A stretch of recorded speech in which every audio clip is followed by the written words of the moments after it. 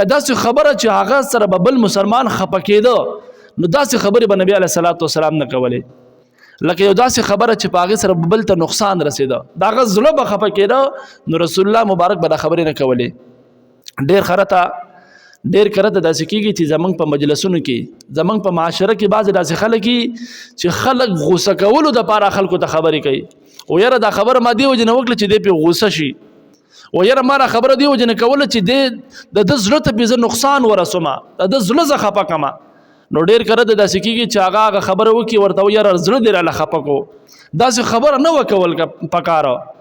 نو آیا که چیرې موږ خلکو ته داسې خبره کوو چې په هغې سره بل مسلمان زړه خفه کېږي نو داسې خبرو نه موږ تاسو له ځان ساتل پکار دي دا د رسول الله مبارک عادت نه و د رسول الله مبارک به عادت دا و چې هغه به چاته داسې خبره نه کوله چې د هغه زړه به پرې خفه کا او هغه ته به نقصان رسېده